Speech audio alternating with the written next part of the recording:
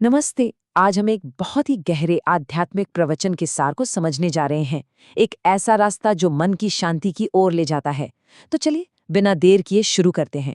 तो एक सवाल जो हम सबके मन में कभी ना कभी उठता है, आखिर ये माया के मतलब भ्रम के तूफान आते ही क्यों हैं? क्यों हमारा मन इतना अशांत हो जाता है? ये एक ऐसा एहसास है जिसे लगभग हर कोई महसूस करता है, और इसका जवाब ही समझिए इस पूरी चर्चा की नींव है। तो इस सफर का जो पहला पड़ाव है वो हमें सीधा उन तूफानों की जड़ तक ले जाता है, और इसे नाम दिया गया है देह अभिमान का द्वार। और देखिए, ये प्रवचन बिल्कुल साफ साफ कहता है कि हमारे सारे दुखों और उन माया के तूफानों के लिए सिर्फ एक ही दरवाज़ा खुला है, और वो दरवाज़ा है देह अभिमान, मतलब खुद को सिर्फ और सिर्फ ये शरीर समझ लेना। अब यहाँ ना दो बिल्कुल अलग सोच को सामने रखा गया है। एक तरफ है देह अभिमान।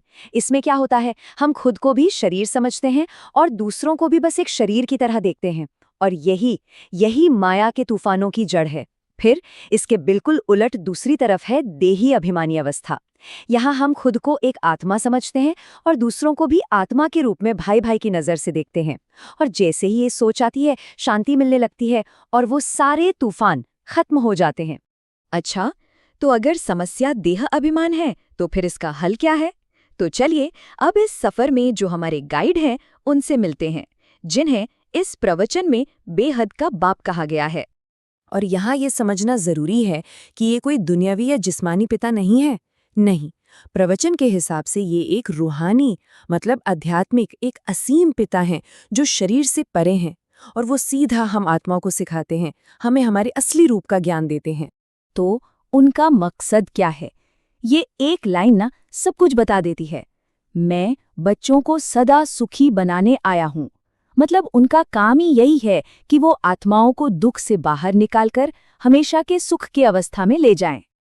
तो ठीक है, अब उस प्रैक्टिकल रास्ते पर चलते हैं, उस तरीके पर जो उस बदलाव के लिए बताया गया है, और इसे कहा गया है याद की यात्रा। तो ये जो अभ्यास है, ये 3 बहुत ही सीधे साधे कदमों में बटा हुआ है। पहला कदम, खुद को शरीर नहीं आत्मा समझना और उस बेहद के पिता को याद करना। दूसरा, हर किसी को जिस्म की नज़र से नहीं बल्कि आत्मा की नज़र से एक भाई की तरह देखना। और तीसरा कदम, शरीर से जुड़े जो भी रिश्ते हैं उन्हें भूलकर उस एक आध्यात्मिक रिश्ते पर अपना ध्यान लगाना। अब हमारी हालत को समझाने के लिए ना एक बहुत ही जबरदस्त रूपक, एक मेटाफर का इस्तेमाल किया गया है।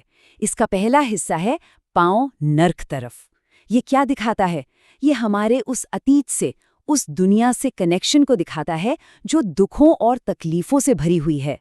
फिर इस मेटाफर का अगला हिस्सा हमारी आज की हालत को दिखाता है, बीच के दरिया में नाव। इसका मतलब सीधा सा है कि हम एक बदलाव के दौर में हैं। ना तो हम पूरी तरह से पुरानी दुनिया में हैं और ना ही अभी तक नई दुनिया में पहुंचे हैं। हम बस बीच में हैं, सफ़र कर रहे हैं। और आखिर में ये रूपक खत्म होता है इस लाइन से, सिर स्वर्ग तरफ। ये हमारी मंजिल है, हमारा फोकस। मतलब पैर भले ही पुरानी दुनिया में फंसे हों, लेकिन हमारा सिर, हमारी सोच, हमारी चेतना वो स्वर्ग की तरफ होनी चाहिए, यानी शांति और सुख की उस नई दुनिया की तरफ। लेकिन ये जो सफ़र है, ये सिर्फ याद करने का ही नहीं है। नहीं, इसके साथ साथ अपने अंदर कुछ नए गुणों को जगाना, उन्हें अपनाना भी उतना ही जरूरी है। तो इस रूहानी रास्ते पर चलने के लिए कुछ दैवी गुण अपनाने को कहा गया है। कौन कौन से? जैसे कि प्यार, बातों में और व्यवहार में मिठास, नम्रता, और सबसे जरूरी ये ध्यान रखना कि हमारे मन से, हमारे बोल से या हमारे काम से किसी को भी तकलीफ ना पहुंचे। और इन सब में ना प्यार की ताकत पर बहुत ज्यादा जोर दिया गया है। कहा जाता है कि प्यार में तो इतनी शक्ति है कि वो जानवरों तक को काबू में कर सकता है, तो फिर इंसानों का तो कहना ही क्या। तो समझने वाली बात यह है कि याद का अभ्यास और गुणों को अपनाना, ये दोनों चीजें एक दूसरे से जुड़ी हुई हैं। जितना ज्यादा पिता को याद करते हैं, स्वभाव में उतनी ही मिठास आती चली जाती है। और यही याद, यही मिठास वो ताकत बनती है जो हमारी जिंदगी की नाव को उस दरिया के पार ले जाती है। तो चलिए अब आखिर में इस पूरी यात्रा की मंजिल पर एक नज़र डालते हैं कि आखिर इन सब कोशिशों का नतीजा क्या होगा। जो आखिरी मंजिल है उसे कर्मातीत अवस्था कहा गया है।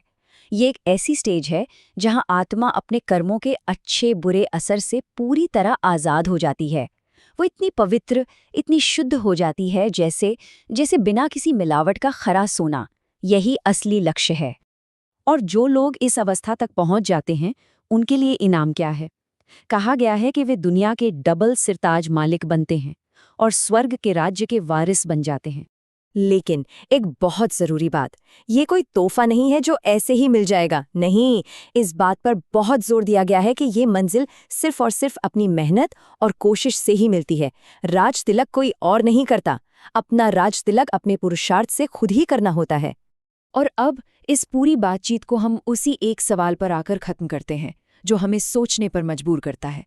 ये सवाल इस पूरे सफ़र को उस आखिरी पल से जोड़ता है जब सब कुछ दांव पर होता है, कि अंत समय में, उस आखिरी घड़ी में इंसान किसे याद करेगा। और यही सवाल याद की यात्रा के अभ्यास को सबसे ज़रूरी बना देता है।